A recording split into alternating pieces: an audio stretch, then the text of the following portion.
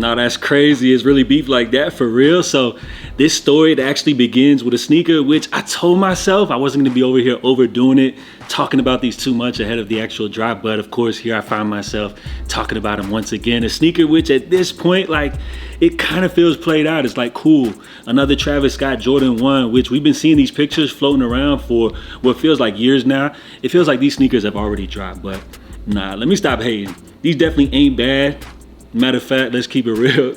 These joints are definitely actually fire. Now, as far as the reports, which have pretty much been going around all over YouTube, apparently these could potentially be a Travis Scott exclusive website release, which of course, you know, everybody's panicking once they hear that with all of the allegations of the backdooring, all of the problems that people have been having trying to get these sneakers off his website, which this report actually originally comes from Mr. Unloved Ones, which if you guys like follow the whole like sneaker Twitter space and everything like that, he's considered as like a Jordan brand insider, right? So the report started from a tweet from his. It pretty much spread all over Twitter, YouTube, everything. I talked about it. I didn't guarantee that was exactly going to happen, but of course I did cover the report, giving my thoughts on everything, right? So fast forward to today, we have Dade Ass Kicks chiming in, which happens to be another one of these sneaker pages, which provides inside information, all that good stuff, blah, blah, blah.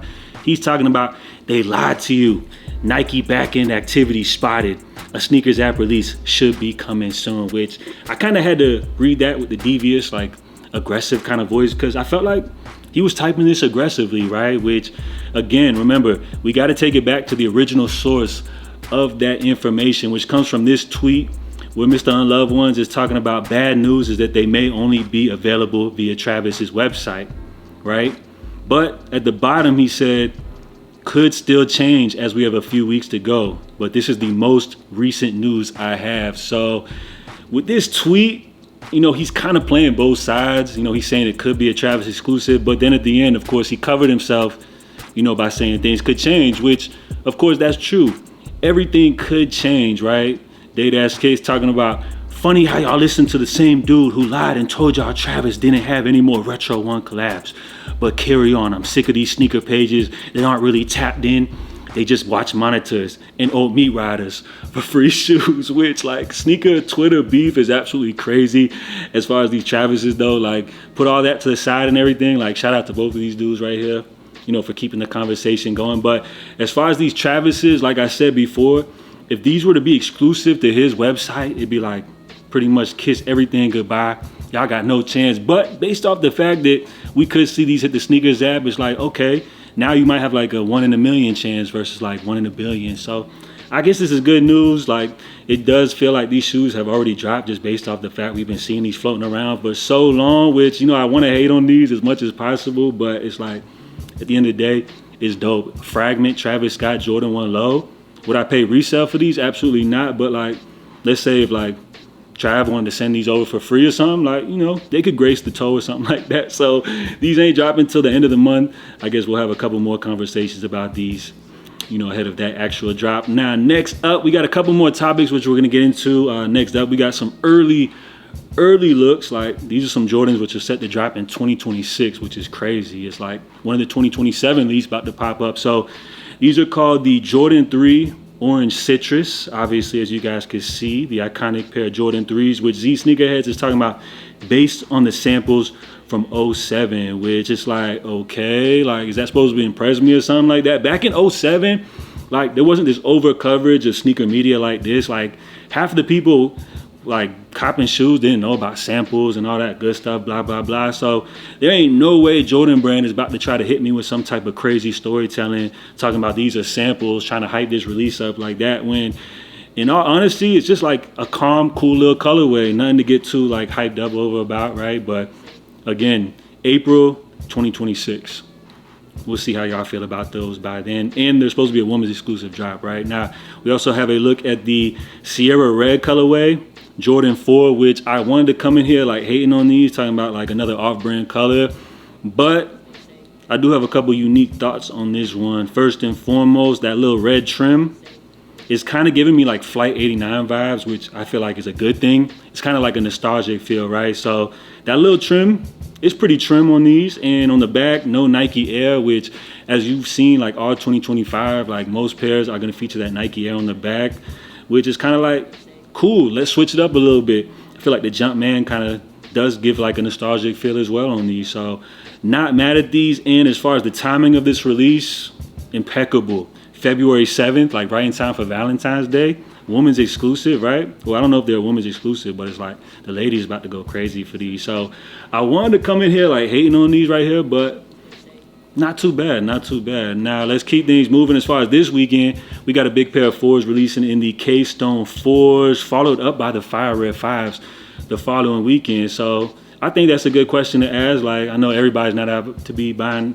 both pairs, so it's like, which one would you take? The 4s or the 5s? I feel like there's no really like right or wrong answer with that one. It's really just your personal preference, or you might be grabbing both of these right here. But I feel like these releases right here are going to be like big money makers for Jordan Brand. Like, I don't feel like any of these pairs are going to be like instant sellouts or anything like that. Low key, it feels like these have already sold out in the streets, as it feels like there's almost like hundreds of thousands of early pairs of both of these which have already hit the streets. But these are both great. One, an OG in the Fire Red 5s, you know, a fresh new take on the 4s, perfect for the fall time in the Cave Stones. And look, y'all, don't forget, ladies, they love 4s as well. They're going to be going crazy for these Cave Stones. Again, perfect fall time release. So both of these great pairs. I think there's going to be no headaches or stress involved in these drops. Like, bro, these have already hit the streets so early in advance. By the time these drop, crazy, right? And when you talk about stock numbers, Cave Stones, they might have like double the amount of them Fire Red 5s. But yeah, both of these dope releases for September. You know, some general releases. And the cool thing about these pairs is, like, you know, everybody goes crazy for collaborations and everything like that. But these are actual pairs which are going to touch the feet of people, you know, that rock shoes. So that's a cool thing, right? It doesn't always have to be like a hype collaboration, which is worth a whole bunch of resale value and all that. And on a final note, guys, before we bounce, Shay, he did a little appearance on Jimmy Kimmel promoting his release for the Shay 1s, which I ain't gonna lie, like, that's my biggest heartbreak of the week. You know, missing out on the little sneakers app draw for the Shea Butter colorway. And when you talk about this shoe, you know, coming in at 130 bucks, you gotta love it. Plus the design, come on now, inspired by them old Iverson Reebok joints, but with the tonal upper, just one color throughout, which really highlights the whole shape and everything. I think these go crazy. And yeah, it looks like we got 3 more colorways on the way. So you got the Hell Clay, Charm Black, Mossy Blue. I'll take the black joints, I ain't gonna lie. So it looks like these are actually gonna be hitting the sneakers app coming up on the 2nd of October. They're already loaded up on the app.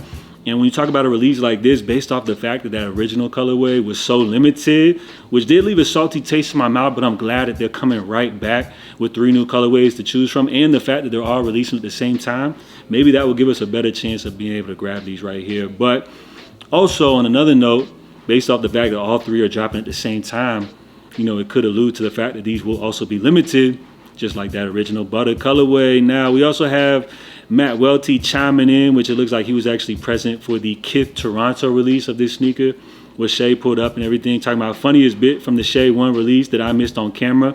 One of the first customers came up to the register. He was 5'7" on a good day and asked for a size 13. Shay said to him, 13, huh? You look like a 9.5.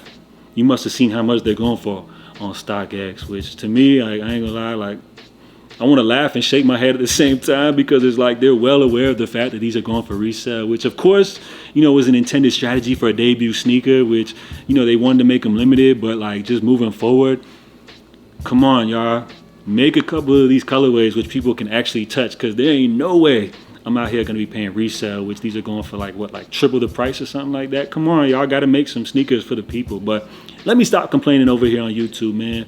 I still appreciate the fact that this is a new fresh design coming to the market. And I kind of almost look at these debut signature models almost like a rookie card, right? Like, these are shoes which we're gonna look back on, hopefully, if they do have a long legacy, you know, as a great sneaker which started off a dope line. So I'm rocking with these. Let me know if you guys are rocking with these at all. I know a lot of people are hating on these as far as the design, but I think it's a fun, fresh new design.